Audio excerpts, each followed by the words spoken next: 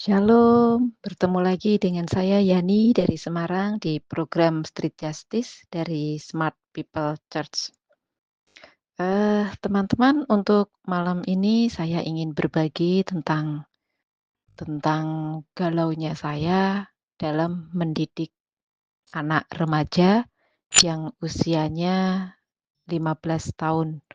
Jadi anak saya yang pertama ini masih SMP dan tahun ini akan naik di SMA kelas 1. Seperti teman-teman ketahui bahwa anak remaja sekarang itu berbeda dengan anak remaja zaman saya pada saat itu. Begitu susah mengikuti alur pikiran dan alur bermainnya anak-anak sekarang daripada anak-anak yang dulu.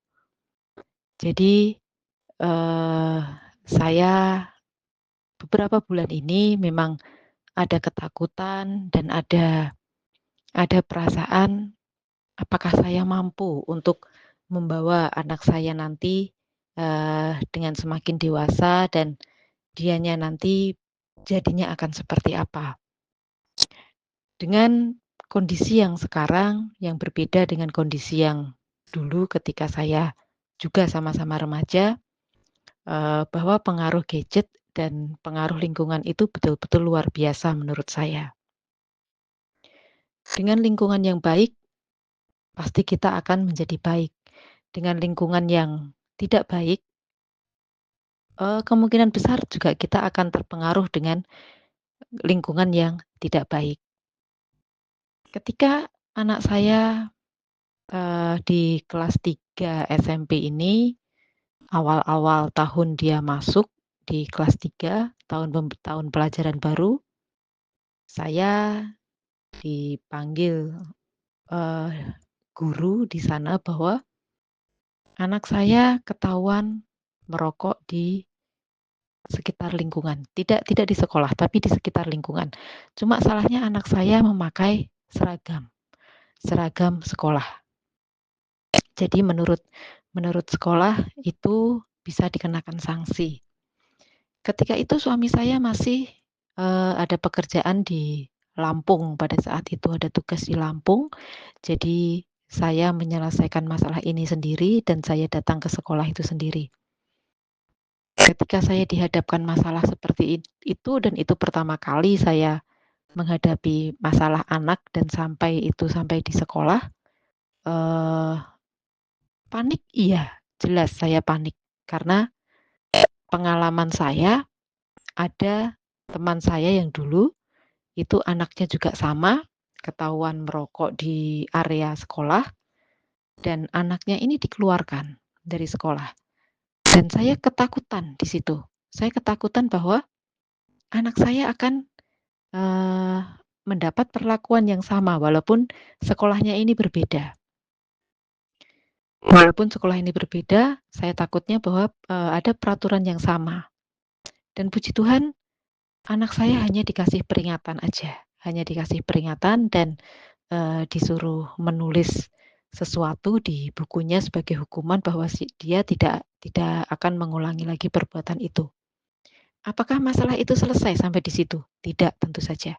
Ketika di sekolah, iya, masalah itu selesai. Tapi di luar sekolah itu, masalah itu akan terus berlanjut.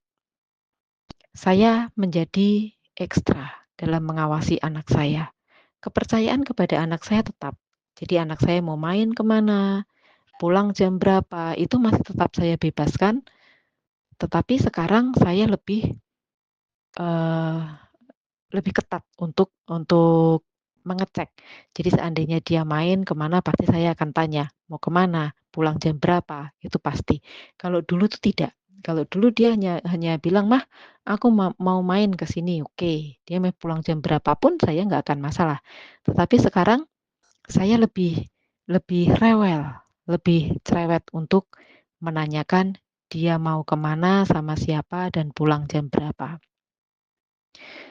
Tidak mudah, teman-teman, dalam menghadapi usia 15, 16 tahun yang termasuk dalam Gen Z ya, Gen Z untuk populernya sekarang. Itu betul-betul luar biasa menurut saya. Eee, atau apa mungkin saya ini anak pertama dan saya dalam keluarga pun, eee, tidak ada pengalaman dalam mendidik anak dan hanya mendengar cerita dan membaca literasi, untuk mendidik anak remaja. Tetapi kan ketika kita membaca literasi dan kita mendengarkan sharing dari teman-teman yang lain, ada yang bisa diterapkan di kita dan ada yang tidak. Itu yang membuat, saya menjadi semakin protektif dalam dalam mendidik anak.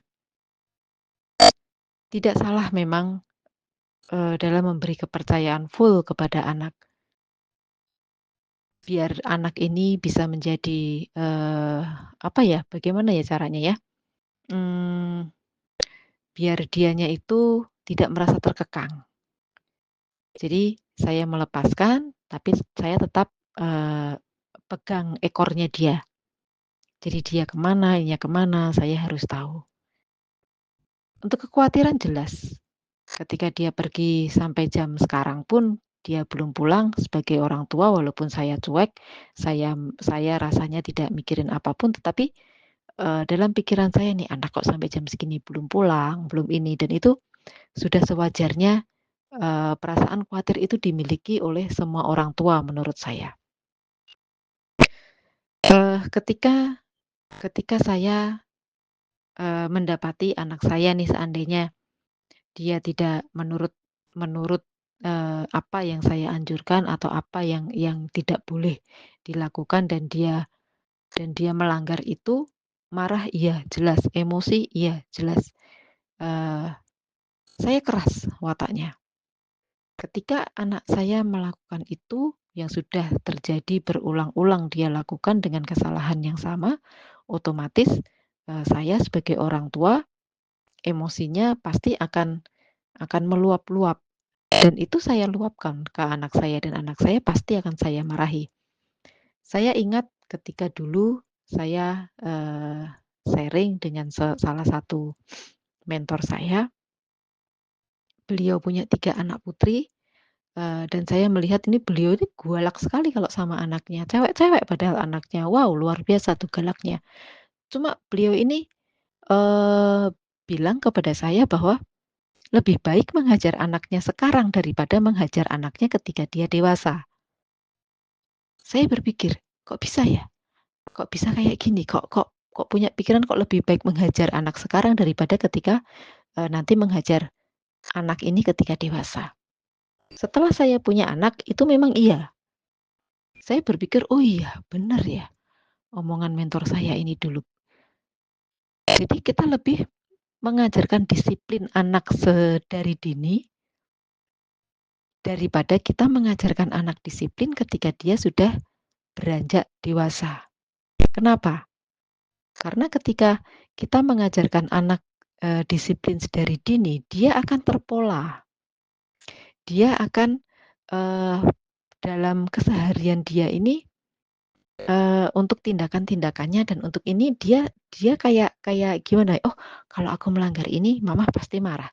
Oh, kalau aku kayak gini pasti papa marah." Jadi dia ada kayak alarm, alarm untuk tidak melakukan hal-hal yang memang tidak boleh dia lakukan. Dia tidak akan protes, dia tidak akan, apa ya, membantah apa yang dilarang oleh orang tua ketika dia masih kecil. Kalau masih kecil itu dia bisanya hanya menuruti, menuruti apa yang orang tua boleh dan nggak boleh. Beda ketika kita, mengajarkan disiplin ke anak, itu ketika dia sudah beranjak dewasa atau dia sudah beranjak dewasa, remaja atau dewasa. Pasti dia akan membantah dan dia punya pikiran sendiri, "Ah, kalau aku nggak boleh kayak gini terus kenapa? Kalau aku melanggar ini terus mama gimana?" Pasti dia akan punya pikiran-pikiran seperti itu dan saya merasakan itu. Saya memang pada saat kecil anak-anak saya hajar sedemikian rupa biar anak ini menjadi disiplin. Ada yang berhasil dan ada yang tidak. Dan saya sebagai orang tua, masih terus belajar untuk, mendidik anak saya biar dia nanti tidak salah langkah.